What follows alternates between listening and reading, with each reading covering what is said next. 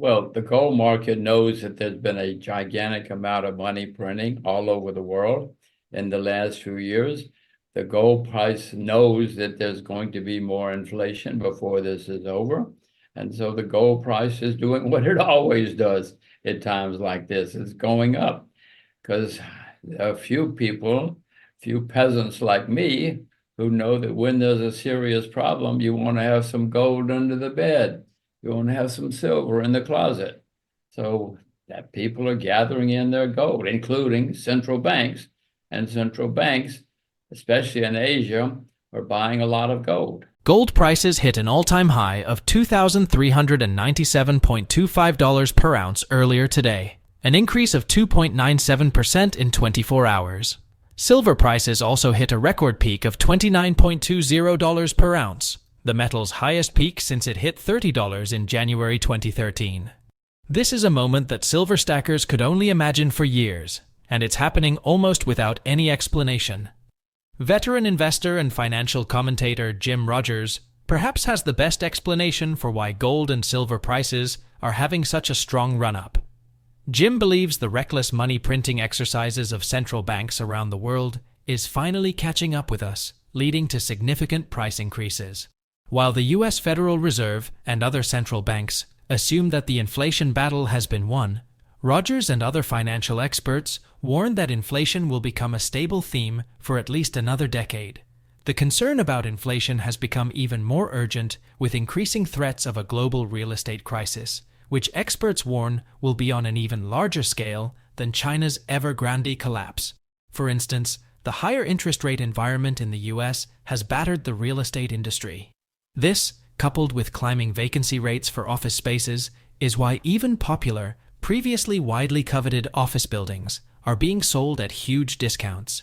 Experts like Jim fear that when this crisis hits the banking sector in full force, the Fed will be forced to cut rates and start printing excessively again to save the banks. In a recent interview with Capital Cosm, Jim explains that the precious metals market senses what's coming and how devastating it will be for investors who keep their wealth in the system.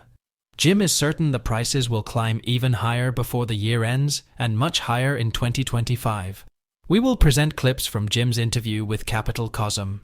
As we do, please take a little time to like this video, subscribe to the channel, and turn on the notifications bell for more videos on gold, silver, and other precious metals.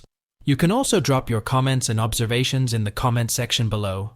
Thanks for your support and enjoy the video. We've had a huge amount of money printing in the last several years, and it's going into markets as it often does, and all over the world, nearly all over the world. We have markets making all-time highs or near all-time highs. China's not, but nearly everybody else is. So, Danny, if you print $1 trillion, I'll show you a very good time. And that's what's happening now.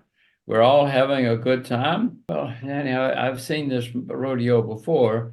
I know how it ends. It's all the signs that happen near the end of a bull market are happening in the U.S. I'll use the U.S.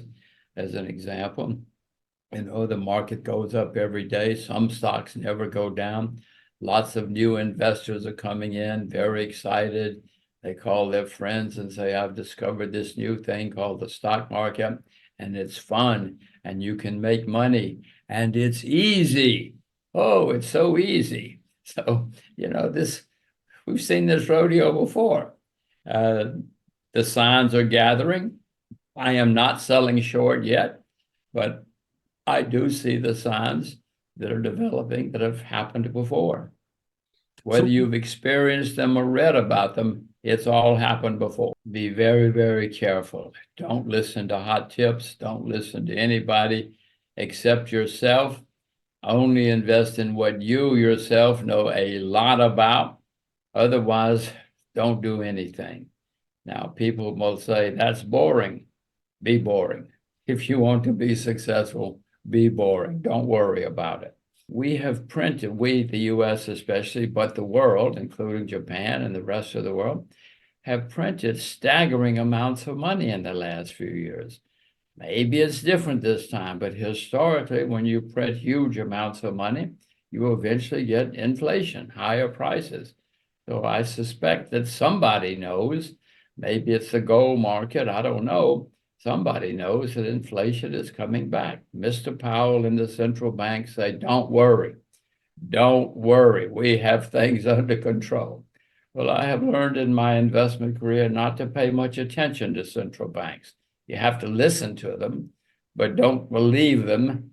Don't believe they know what they're doing, because rarely have central banks anywhere in the world known what they're doing. We've had a couple of good ones in U.S. history.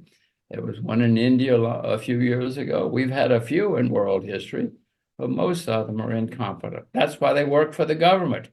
I mean, if you can't get a real job, you get a government job. During the interview, Jim warns that the many proxy wars in which the U.S. is currently involved will further worsen inflation, contributing to higher asset prices, especially for gold and silver.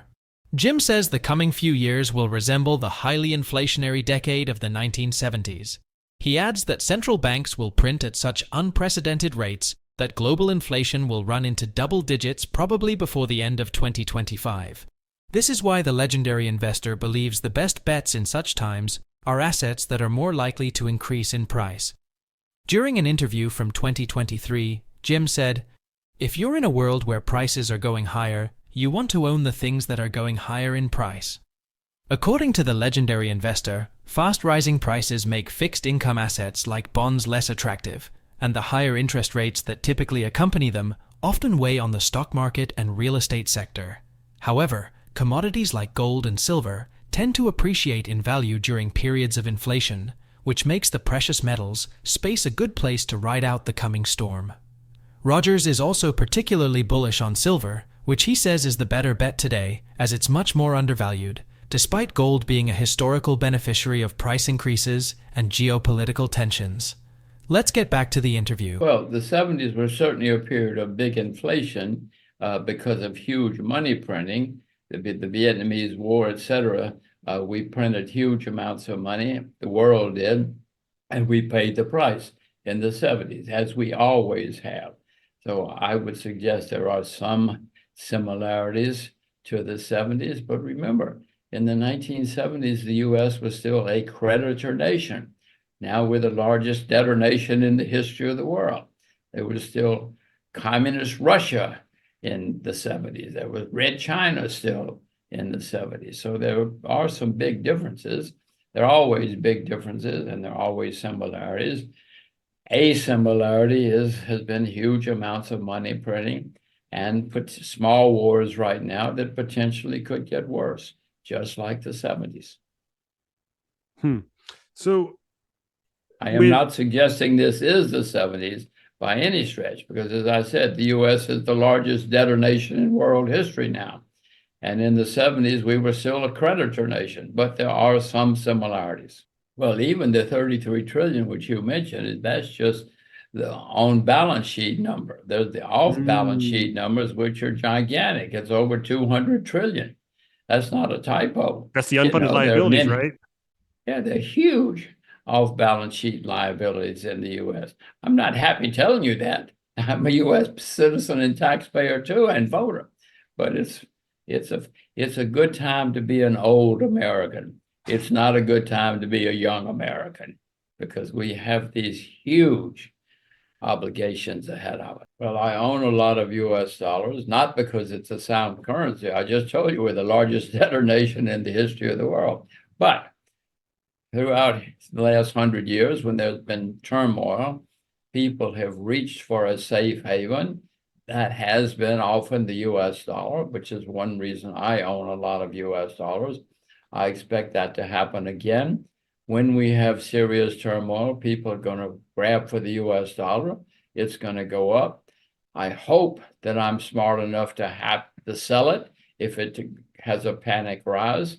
I hope I'm smart enough. I hope it happens, and I hope I'm smart enough to sell it. The question then, Danny, and I'm sure you have the answer, is where am I going to put my money? You know, I don't see any other currencies. At one time, it would have been the Japanese yen. At one time, it would have been many things. But I don't see a currency now that has the capability of competing with the U.S. dollar. I mean, if you know what it is, please don't tell us. Send me an email because we're all looking for the new competitor to the US dollar. So is this the reason why you think that, let's say, central banks have been buying gold very intensively over the last decade or so? Well, who knows? I cannot speak for them. I don't know them. I'm happy to tell you, but I suspect it is, especially the Asian central banks. The Asian central banks have seen this before in their history, and they have a long history of understanding gold and buying gold. And I would suspect that's why many of them are stockpiling gold. I've stockpiled gold for that reason. I'm not a central bank, but I hope I can survive what's coming. Countries have been preparing for what's coming for years. Asian countries have been stacking commodities like gold and silver, and Zimbabwe has just launched a new structured currency backed by gold. The new ZimGold currency will be backed by foreign currencies, gold, and precious minerals to tackle the sky-high inflation and stabilize the country's struggling economy. The Zimbabwean dollar has lost almost all its value against the US dollar over the past 12 months. A few days ago, it was officially trading at 30,000 to the USD and over 40,000 to the USD on the black market. The African country has also been battling record high inflation, which climbed well into the triple digits in 2023, reminiscent of the country's period of hyperinflation in 2008. Between March 2007 and November 2008, Zimbabwe experienced one of the worst cases of hyperinflation in history. The daily inflation rate was around 98% during the period, and it took only 24.7 hours for prices to double. Things were so bad that the country's central banks printed a $100 trillion note. Today, the central bank hopes a gold-backed currency will help prevent another crisis. Please share your thoughts on Jim's interview in the comments section below. Also, give this video a thumbs up, subscribe to the channel, and turn on the notifications bell so you get notified every time we upload a video. We appreciate the support and see you in the next one.